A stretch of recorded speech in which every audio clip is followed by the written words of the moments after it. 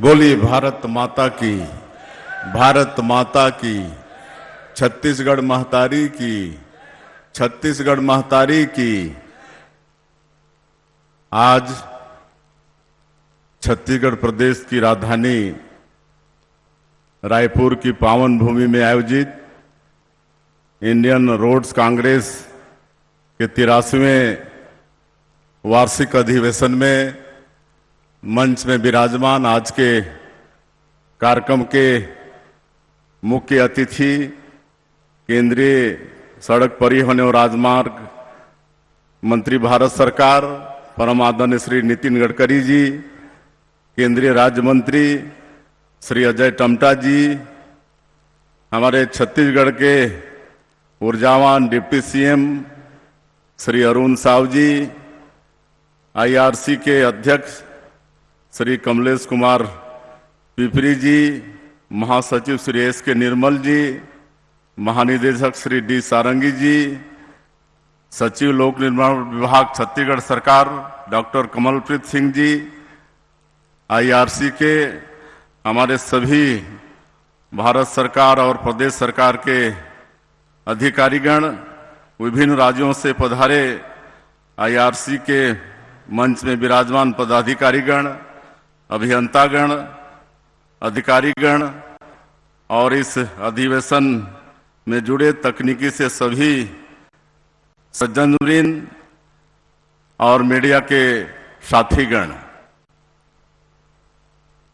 आज हम लोगों का सौभाग्य है कि इंडियन रोड कांग्रेस के 83वें अधिवेशन के मुख्य अतिथि के रूप में हमारे केंद्रीय सड़क परिवहन एवं राजमार्ग मंत्री माननीय श्री नितिन गडकरी जी बहुत व्यस्तम समय में से समय निकालकर हम लोगों के बीच उपस्थित हुए हैं।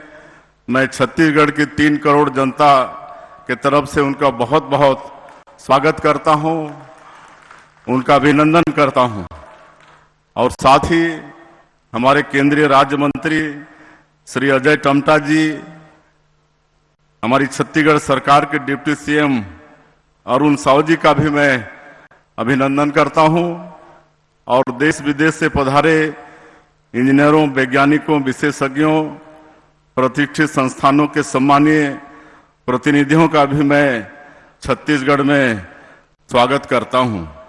हमारे लिए बहुत खुशी की बात है कि इंडियन रोड कांग्रेस के 83वें अधिवेशन की मेजबानी का सौभाग्य छत्तीसगढ़ को प्राप्त हुआ है। माननीय श्री नितिन गडकरी जी को इस कार्यक्रम में अपने बीच पाकर हम लोगों की खुशी दोगुनी हुई है। भारत के विकसित राज्यों में अपना स्थान बनाने की ललक के साथ छत्तीसगढ़ बहुत तेजी के साथ आगे बढ़ रहा है। भारत सरकार में माननीय श्री गडकरी जी जैसे ऊर्जावान, कल्पनाशील और रचनात्मक सोच वाले मंत्री की उपस्थिति से छत्तीसगढ़ की ऊर्जा और भी बढ़ गई है। माननीय गडकरी जी का सहयोग और प्रोत्साहन हम लोगों को निरंतर मिल रहा है। हाल ही में छत्तीसगढ़ के लिए उन्होंने 11,000 करोड़ रुपए की अत्यंत महत्वपूर्ण सड़क परियोजनाएं स्वीकृत की हैं। इसके लिए मैं हृदय से उन्हें धन्यवाद देता हूं।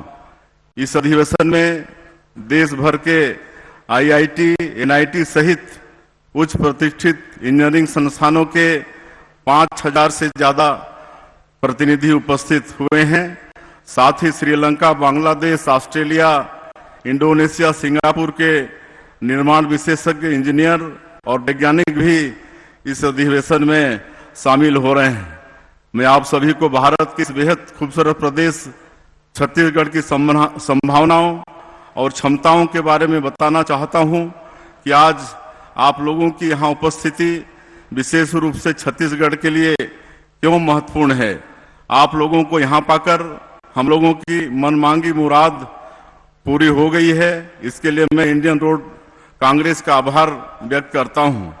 छत्तीसगढ़ भारत का 9वां बड़ा राज्य है। इसका क्षेत्रफल भारत के क्षेत्रफल का 4.01% है। यहाँ का 44% भूभाग वनों से आच्छादित है। राज्य के 3 करोड़ लोगों में 32% लोग आदिवासी हैं। इस तरह यह राज्य प्राकृतिक और सांस्कृतिक रूप से बहुत सुंदर राज्य है। 1 नवंबर को हम लोगों ने राज्य स्थापना का 24वां वर्ष पूरा किया है और अब रजत जयंती वर्ष में प्रवेश कर चुके हैं।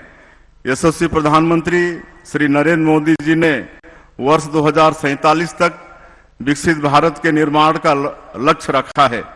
इसके अनुरूप छत्तीसगढ़ राज्य विकसित छत्तीसगढ़ के निर्माण के संकल्प के साथ आगे बढ़ रहा है। छत्तीसगढ़ ने अपना विजन डॉक्यूमेंट तैयार कर लिया है। इसके मुताबिक हम बहुत रणनीतिक और सुव्यवस्थित तरीके से अपने लक्ष्यों की ओर बढ़ रहे हैं। ऐसे समय में छत्तीसगढ़ में इस 83वें इंडियन रोड्स कांग्रेस के आयोजन से हम बहुत ज्यादा उत्साहित हैं। वर्ष 2028 तक हमने छत्तीसगढ़ के जीएसडीपी को दोगुना करते हुए 10 लाख करोड़ रुपए करने का निश्चय किया है। इन लक्ष्यों को हासिल करने के लिए हम राज्य में अधोसंरचनाओं का तेजी से विकास कर रहे हैं। इसके लिए विश्व स्तरीय आधुनिकतम तकनीकों को अपना रहे हैं और आगे भी इसके लिए लालायित हैं। छत्तीसगढ़ में मजबूत अर्थव्यवस्था के निर्माण के लिए सड़कें हमारी सबसे बड़ी ताकत होंगी। राज्य की भौगोलिक परिस्थितियों में परिवहन के अन्य संसाधनों की तुलना में सड़कों का विस्तार कहीं ज्यादा सुविधापूर्ण है। पिछले 10 वर्षों में छत्तीसगढ़ में राष्ट्रीय राजमार्गों का अच्छा विकास हुआ है। रायपुर विशाखापट्टनम इकोनॉमिक कॉरिडोर सहित अनेक महत्वपूर्ण परियोजनाएं तेजी से चल रही हैं, लेकिन ग्रामीण क्षेत्रों में सड़कों का विकास पिछले 5 वर्षों के दौरान अवरुद्ध सा हो गया था। हमारी सबसे बड़ी प्राथमिकता ग्रामीण क्षेत्रों में सड़कों का जाल बिछाने की है। हम प्रदेश के दुर्गम से दुर्गम क्षेत्रों को भी मुख्य मार्गों के साथ कनेक्ट करना चाहते हैं। इस विशाल भूभाग में हम इस चुनौतीपूर्ण काम को कम समय, कम लागत किंतु टिकाऊ और गुणवत्तापूर्ण तरीके से करना चाहते हैं। हमारी सोच केवल सड़क निर्माण की ही नहीं है, बल्कि अच्छी सड़कों के निर्माण भी है। हम सड़क निर्माण की ऐसी तकनीकों को अपनाने के लिए लालायित हैं जो ज्यादा पर्यावरण हितैषी हों। हमने हरित ऊर्जा को ज्यादा से ज्यादा अपनाने का संकल्प लिया है। हम यह जानने के लिए उत्सुक हैं कि सड़क निर्माण और सड़क सुरक्षा के क्षेत्र में हरित ऊर्जा का ज्यादा से ज्यादा प्रयोग किस तरह किया जा सकता है। राज्य के उद्योगों में उत्पन्न होने वाले अपशिष्ट और प्लास्टिक आदि शहरी कचरों का उपयोग सड़क निर्माण के लिए किस तरह किया जा सकता है, क्योंकि हमने भारत और दुनिया भर में चल रहे इसी तरह के सफल प्रयोगों के बारे में सुन और पढ़ रखा है। छत्तीसगढ़ कृषि और खनिज संपदा के मामले में भी बहुत धनी प्रदेश है। सेंट्रल पूल में हम देश में धान के दूसरे सबसे बड़े योगदानकर्ता हैं। देश के कुल स्टील उत्पादन में छत्तीसगढ़ का योगदान लगभग 20% है। देश के कुल कोयला उत्पादन का 19.76% उत्पादन छत्तीसगढ़ में होता है। देश के कुल लौह अयस्क उत्पादन का 15.90% उत्पादन छत्तीसगढ़ करता है। देश के कुल चूना पत्थर उत्पादन का 11.08% छत्तीसगढ़ में होता है।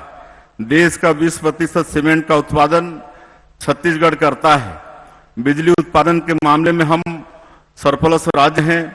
25,000 मेगावाट बिजली का उत्पादन कर रहे हैं और दूसरे राज्यों को भी हम बिजली देते हैं। आने वाले समय में राज्य में कृषि और उद्योग का भी बहुत तेजी से विकास होगा। हमने अपनी नई उद्योग नीति लागू कर दी है। इसमें निवेशकों और उद्योगपतियों को बहुत सारी सुविधाएं दी गई हैं। हम उन्हें राज्य में बेहतरीन परिवहन नेटवर्क देने के लिए भी वचनबद्ध हैं।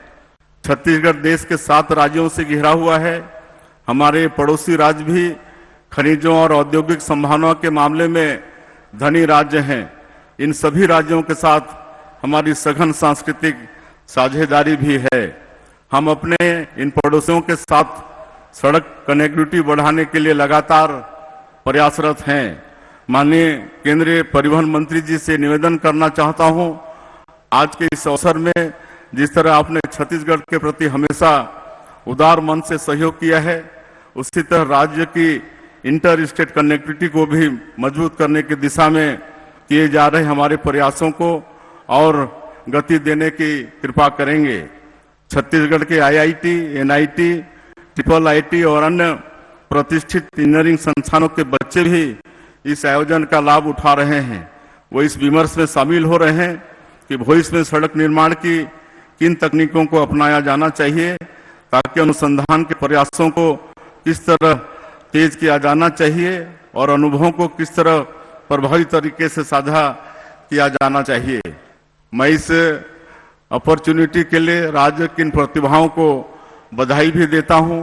निर्माण क्षेत्र से जुड़े राज्य के अधिकारी कर्मचारी भी निश्चित रूप से इस आयोजन से लाभान्वित होंगे। उन्हें नया सीखने और अपने कौशल को निखारने का अवसर मिलेगा। यहाँ पधारे अतिथियों से मैं आग्रह करना चाहूंगा कि वे छत्तीसगढ़ के प्राकृतिक सौंदर्य का अवश्य दर्शन करें, यहाँ की सुंदर संस्कृति का आनंद उठाएं, प्रदेश की क्षमता और संभावनाओं को करीब से देखें और परखें। मैं इस आयोजन के लिए इंडियन रोड कांग्रेस का पुनः आभार व्यक्त करना चाहूंगा और माननीय मंत्री श्री गडकरी जी का बहुत बहुत धन्यवाद करना चाहूंगा, जिन्होंने व्यस्तम टाइम में से समय निकालकर हम लोगों के बीच पधारे। और देश विदेश से आए सभी अतिथियों का भी मैं पुनः आभार स्वागत करते हुए अपनी बात समाप्त करता हूं। जय हिंद, जय छत्तीसगढ़।